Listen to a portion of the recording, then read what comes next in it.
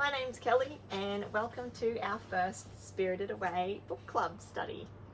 So what this is here is a little bit of an overview, and I talk about some books that you might be interested in if you, like me, are also going through a kind of spiritual awakening and I just want to gobble up everything that you can.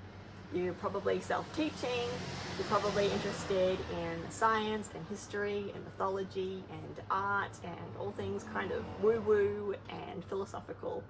So this is just a little way to give you a look at some books that you might be interested in, give you some cliff notes, so to speak, and also a way just to kind of connect through this. So thank you for being here.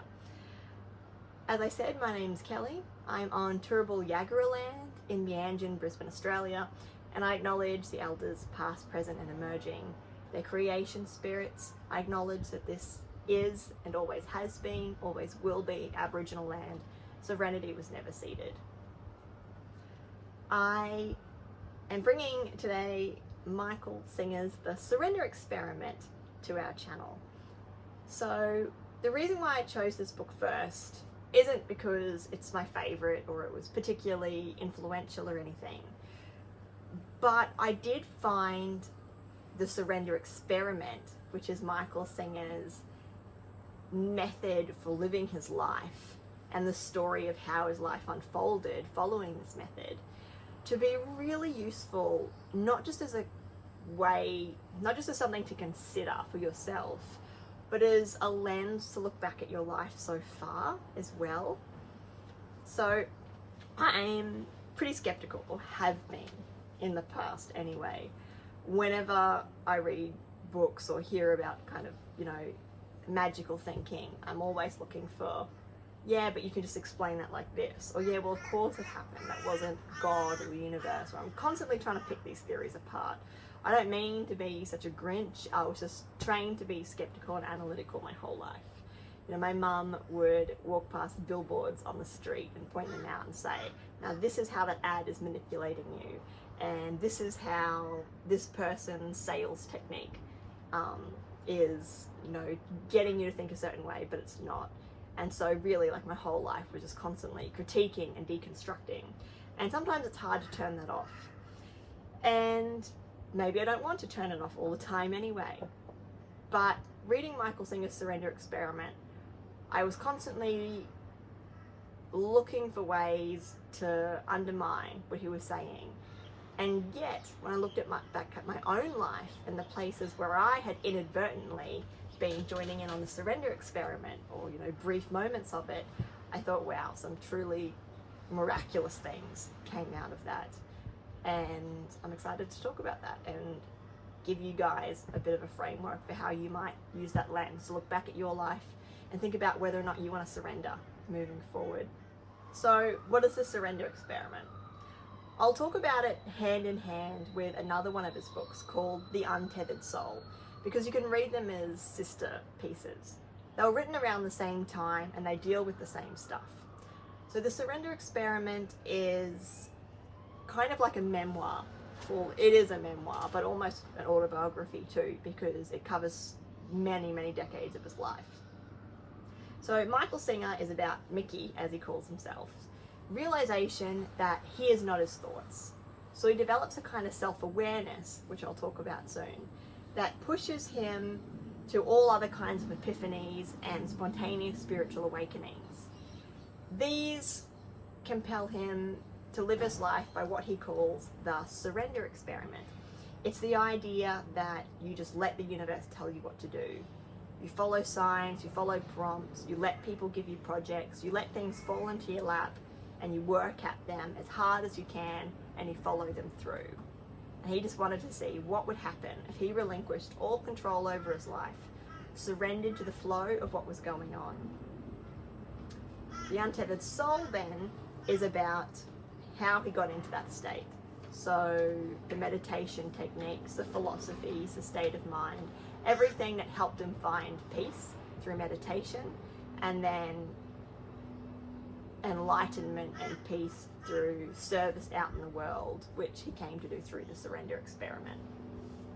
So the philosophy of the surrender experiment is basically that you are not your thoughts, you are someone else sitting back, observing your own life. You're a kind of conscious awareness who doesn't think in sentences but knows and experiences all. It's someone who's directly connected to spirit or the universe or God or the collective unconscious. Insert your theory of choice here.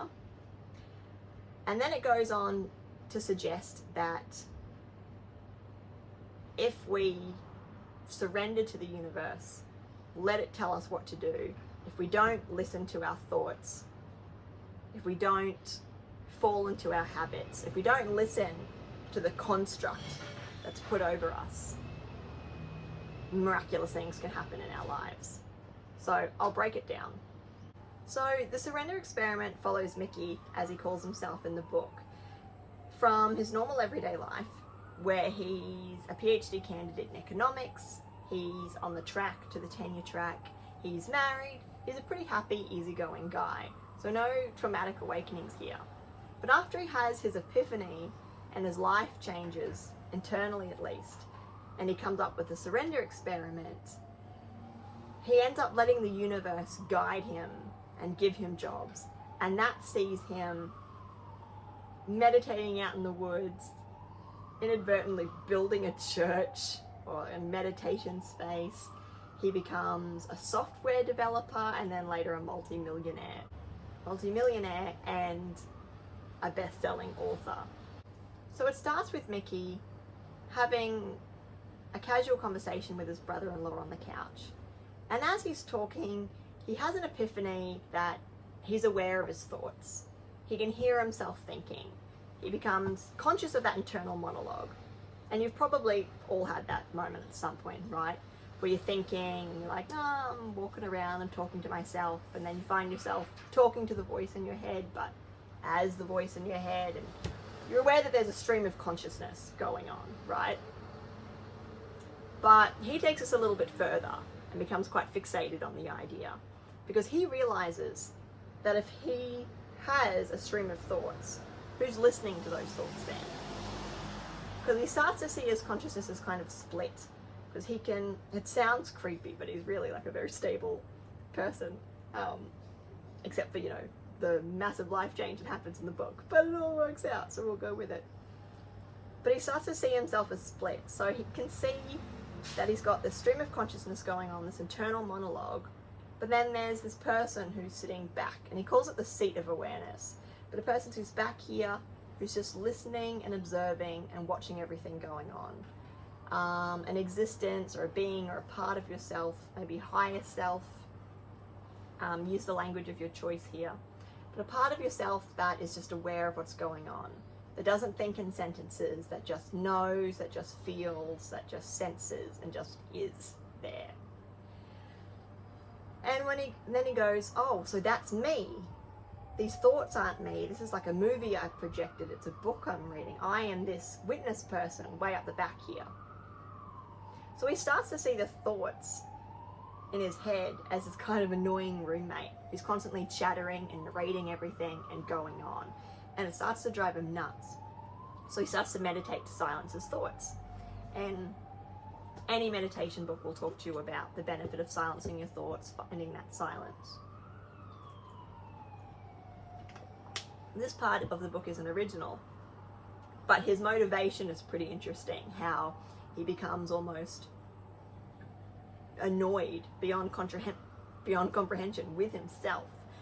And then he feels like that silence is his actual self. And he becomes really, really restless and just chases meditation, meditates all the time, starts doing yoga, trying to silence that voice, and then experiencing that peace that comes with it.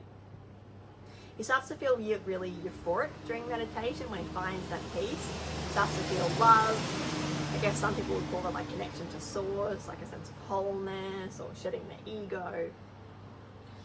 And he starts to get addicted is the wrong word because there's negative connotations, but he really enjoys that feeling and he feels like that's home and that's who he is and where he's meant to be. So he keeps meditating. He has, I suppose, what we'd call a spontaneous Kundalini awakening. So in yoga terms,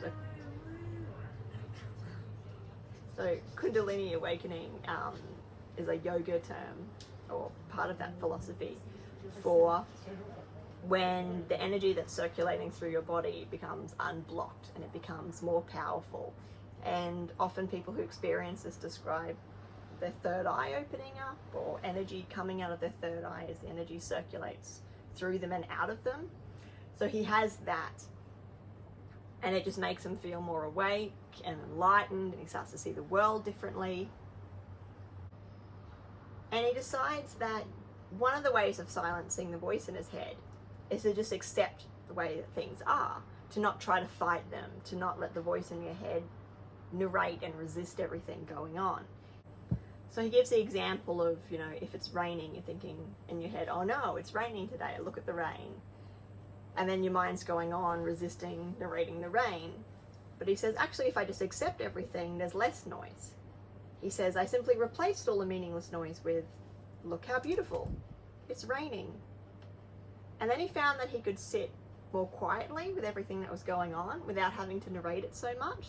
So acceptance quieted the noise. It reduced the thoughts in his head. But then he takes that even further. He has a bunch of experiences that really affirm his choices to do this, but for the sake of brevity, I'll keep moving ahead.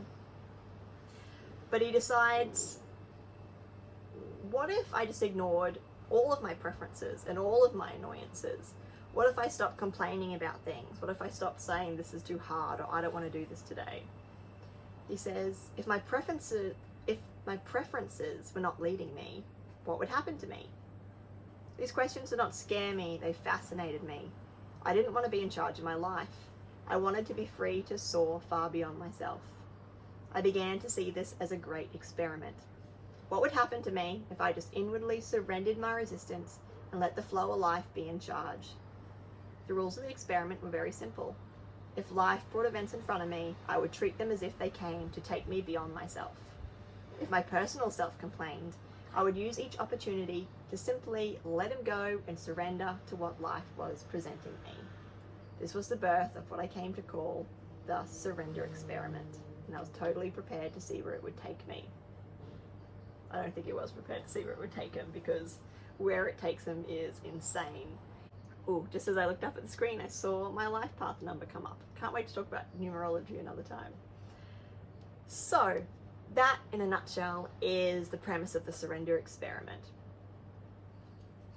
He has to endure all sorts of things that he wouldn't otherwise go through, but he keeps telling himself, no, don't listen to your preferences, just surrender and let go. It takes him on trips everywhere. It sees him building a cabin in the woods. It sees him inviting people to come meditate with him in his cabin and building more cabins until he has an entire church and a hall full of people meditating. It sees him building houses and running a construction business, and eventually it sees him becoming a software developer for medical companies. Some of that technology going on to create WebMD, or provide a core foundation for WebMD. He becomes a multi-millionaire. The book opens with him riding from a private jet. It's just insane. Because all that Mickey wants in this whole process is just to meditate and find that peacefulness. One of the things that makes this book so remarkable is that this whole time, all Mickey wants is to just meditate and silence the voice in his head. He just wants peace and quiet. But one day while he's meditating, he has this visualization where he's going in a cave, and going in the cave represents going deeper and deeper inside himself, finding more and more quiet. And he sees a light at the back of the cave, and he follows it and he keeps meditating, and he sees that light as representing freedom, enlightenment, euphoria, connection to source, all of that. But as he's approaching the light, he starts to see that there are actually bars in front of it and he can't get through. And he realizes what he needs to do. He needs to turn around, go back out of the cave, and go be in the light, out in society with people, and join it. So the surrender experiment pushes him outside, out to join people, and that's when things start to get crazy. That's when he starts inventing things, creating things, and the universe just takes him to keep growing and growing and growing, and abundance follows too.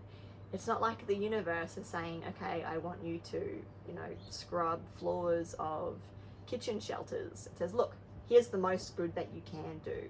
And it's not always obvious at first why he's doing something, but then when he sees how things unfold in time, he really starts to understand what kind of an impact he's making on the world and just how big his influence can be.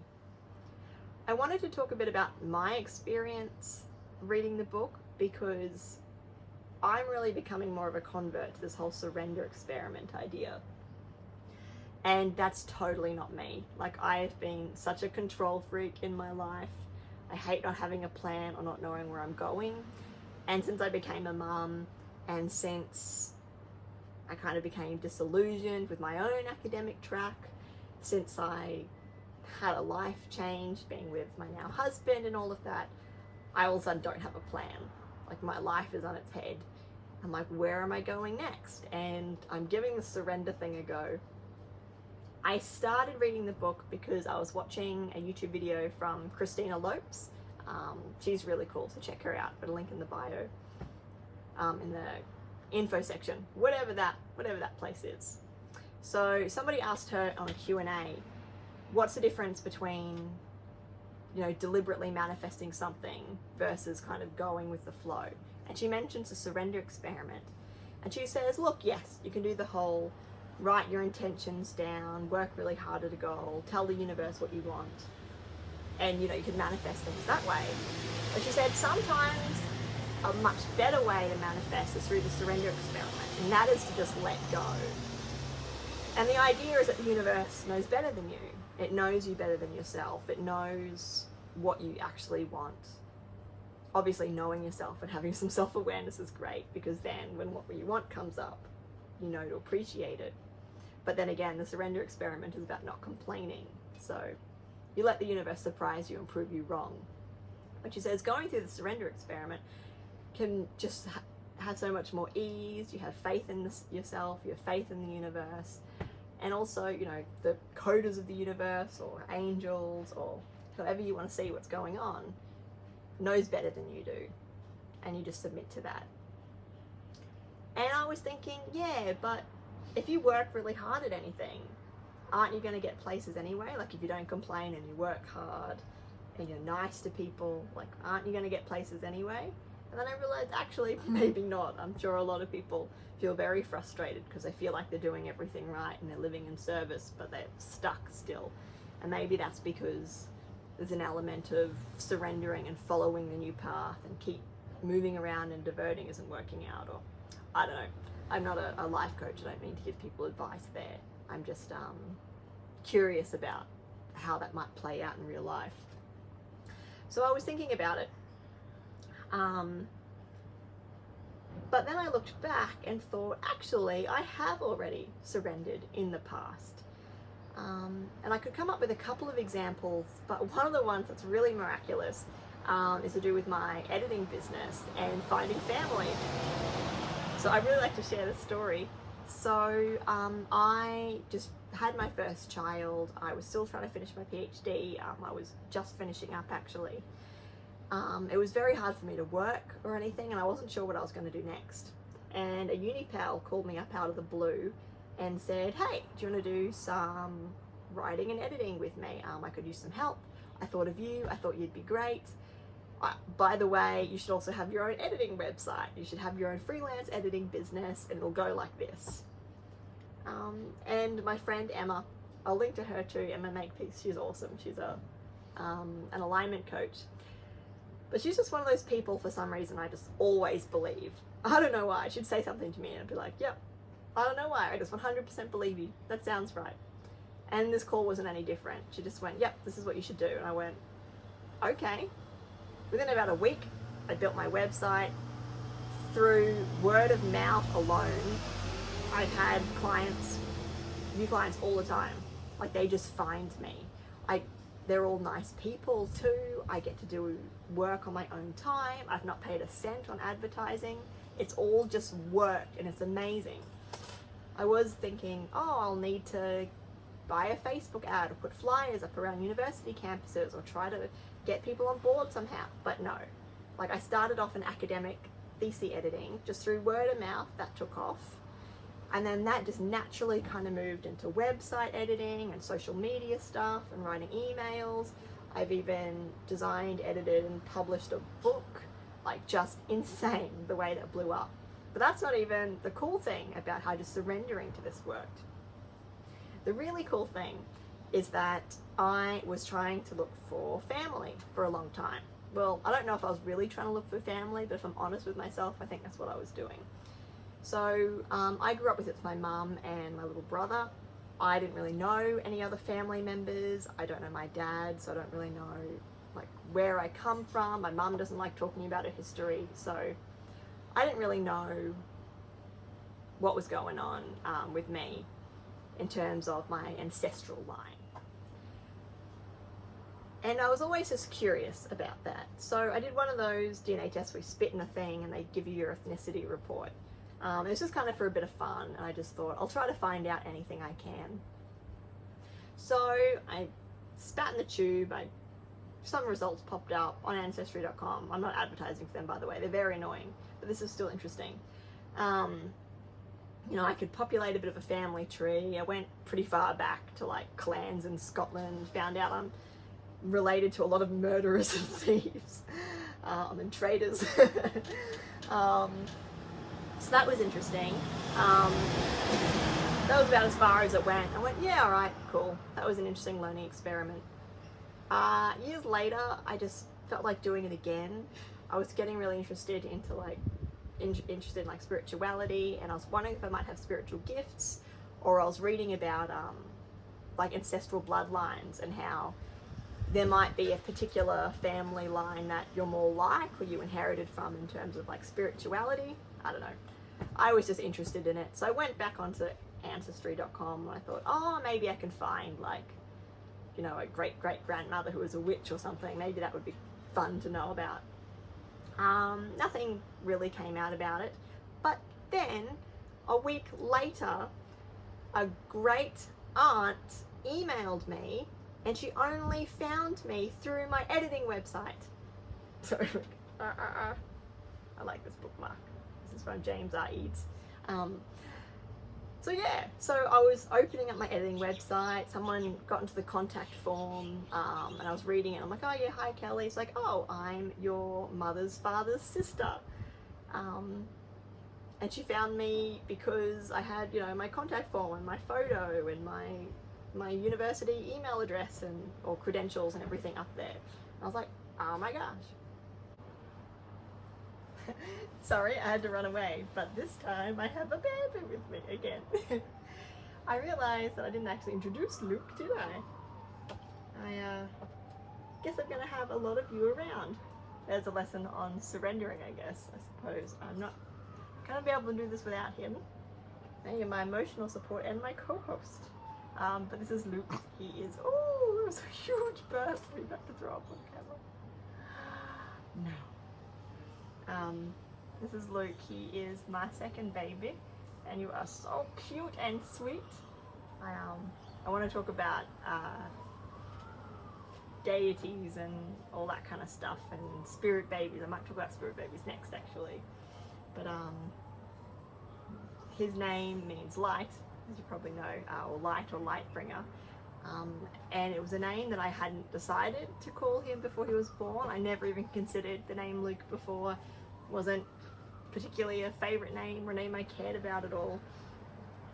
But it was something that my 3-year-old came up with and called him Luke. And as soon as I heard it, I was so annoyed. I was like, oh, I don't know why. I was so angry. And I was just, I think I knew that it was going to be a competitive name. I was like, oh, my kid came up with this. I feel like I have to use it. I don't want to. But whenever anyone else brought up a name that I didn't like, I was just like, no, I don't like that name. And then with Luke, for some reason, I was so annoyed.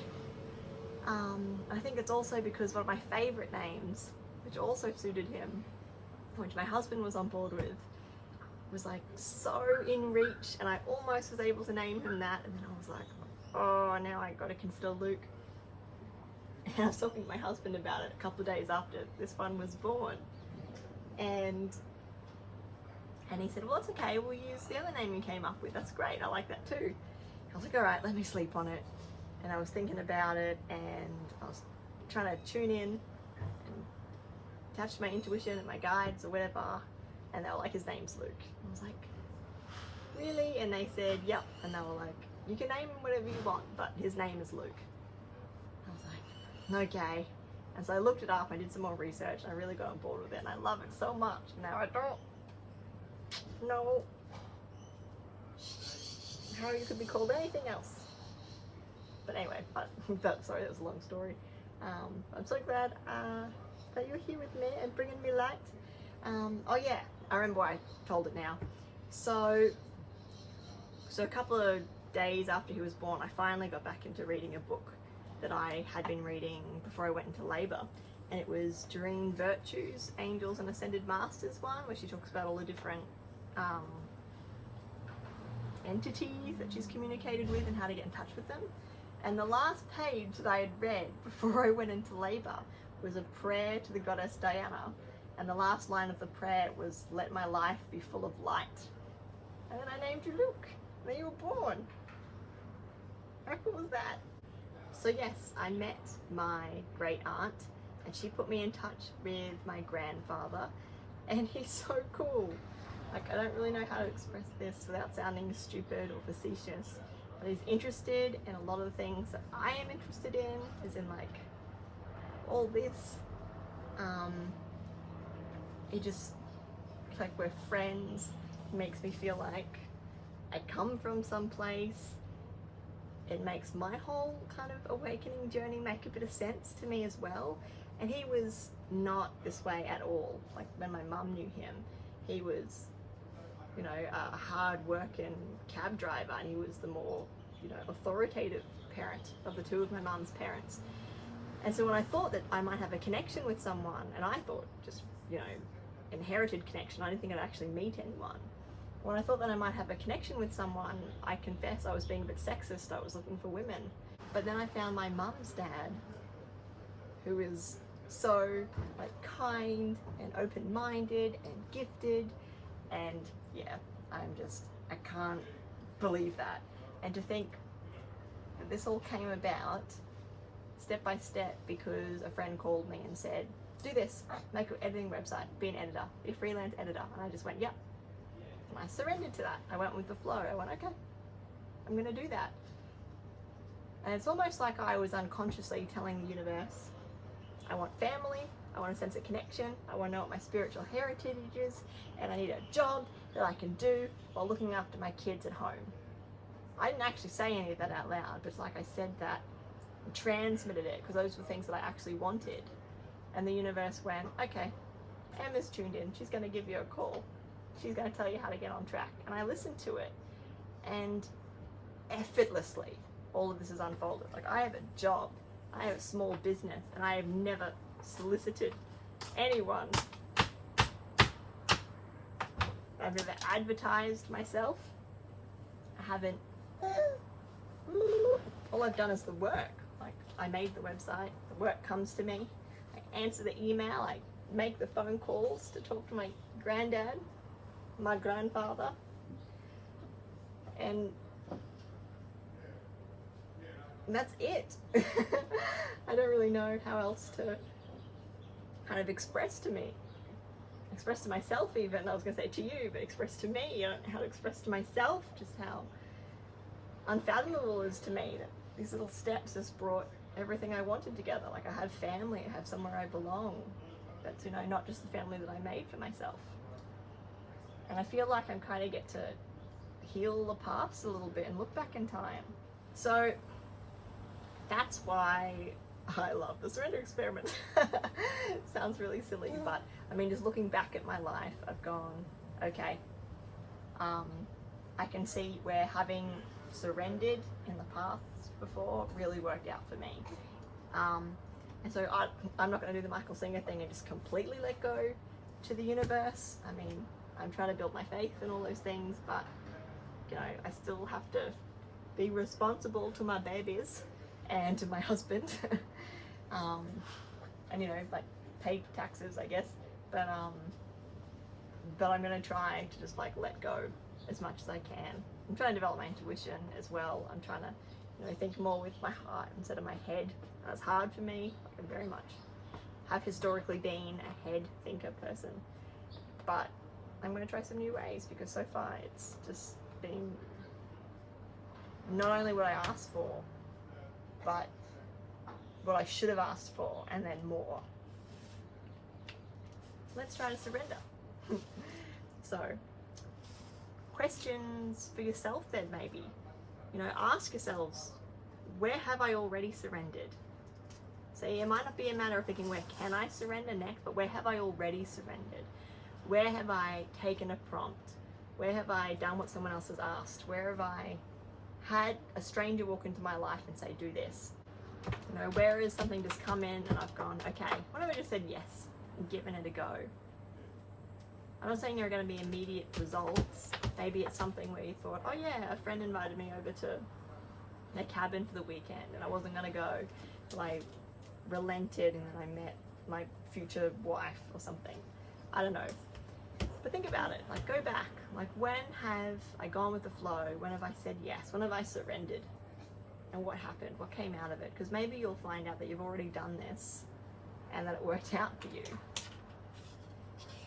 In terms of the book, I think it's worth reading. It's a really easy read. I think Michael Singer wrote it with someone else. It's a bit unclear on authorship, but it's an easy read. You'll fly through it. I read everything on my phone, just in like the books app, because it's easier to do that at night time. Oh, you're about to throw up everywhere. So yeah, look backwards, see where you surrendered, and see if you have an opportunity to go forward in that way. I do recommend reading the book. It was a fun read, but the surrender experiment is basically that in a nutshell.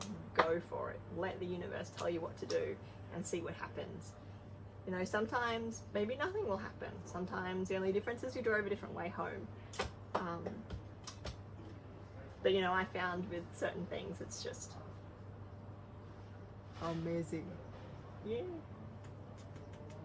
I'd also really like to hear from other people. Please talk to me. I'm so starved for human contact and interaction. Have you guys read this? Are you thinking of reading it? What did you think? Have you surrendered before? Are you living your life to the surrender experiment? Is it something you want to try? Or if you have any stories in particular about having surrendered and it working out for you in a way you couldn't have expected, I would really love to hear that. Might help build some of the interest or the faith in that it could go well in the group, help people commit to it a little bit if that's what they want. Though, you know, in my case, it didn't feel like a hard commitment. In Singer's case, sometimes it was very hard. Sometimes he really didn't want to do it, but he did it anyway. So I guess, you know, be true to yourself. Don't go doing super dangerous things because I said surrender. But you know, if it's something that you're trying and you have some luck with it, like, or something you've tried before, please let us know, because I'm super excited to hear about this. I don't get to talk about this stuff with other people, so please let's be each other's people. Okay, thank you. Thanks for being here. Have a lovely day. Bye.